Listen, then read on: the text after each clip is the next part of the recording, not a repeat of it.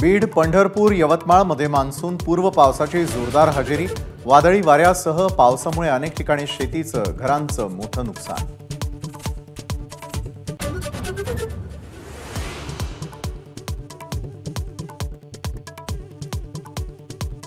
नितीन गडकरींच्या पराभवासाठी मोदी, शहा, फडणवीसांनी एकत्र प्रयत्न केले. सामनाच्या रोखठोक सदरामधून संजय राऊतांचा गंभीर आरोप. अनिल देशमुखांकडूनही आरोपाला पुष्टी.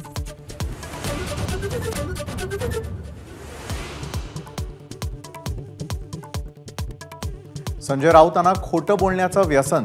सुधीर मुनगंटीवारांचा पलटवार. तर राऊतांनी पेपरमध्ये लिहिण्यापेक्षा गडकरींच्या घरी जाऊन प्रेम व्यक्त करावं. काँग्रेसच्या विकास ठाकरेंचा टोला.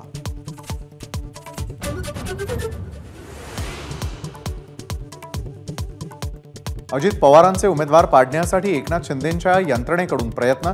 सामनातून संजय राऊतांचा दावा. तर 4 जूनला दूध का दूध, पाणी का पाणी होईल. शिंदेंचा पलटवार.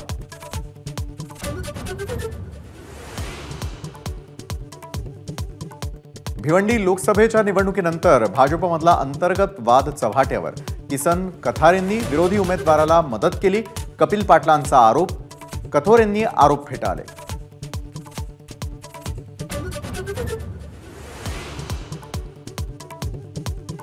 नियमबाह्य कामं न केल्यानं मंत्र्याकडून निलंबन. पुणे महापालिकेचे आरोग्य अधिकारी भगवान पवारांचं मुख्यमंत्री शिंदेंना पत्र. आरोग्यमंत्री तानाजी सावंतांवर नाव न घेता निशाणा.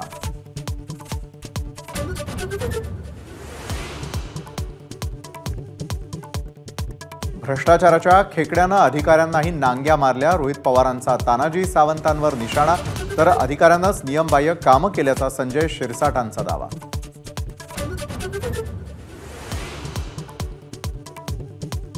राज्यातल्या 18 जिल्ह्यांमध्ये तापमान 40 अंशांपेक्षा जास्त. यवतमाळचं तापमान 45 अंशांच्या पुढे. तर जळगावचा पारा 43 अंशांवर.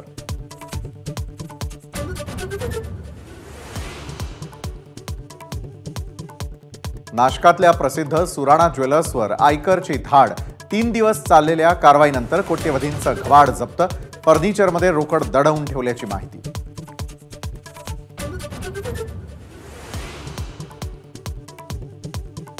बंगालच्या उपसागरात काही तासात रेमल चक्रीवादळ धडकणार. कोलकाता विमानतळ बंद. पश्चिम बंगालसह ओडिशामध्ये एनडीआरएफच्या तुकड्या तैनात.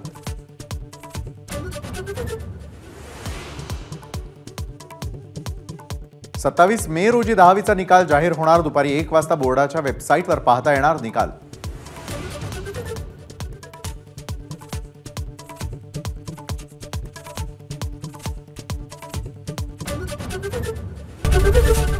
एबीपी माझा, उघडा डोळे बघा नीट.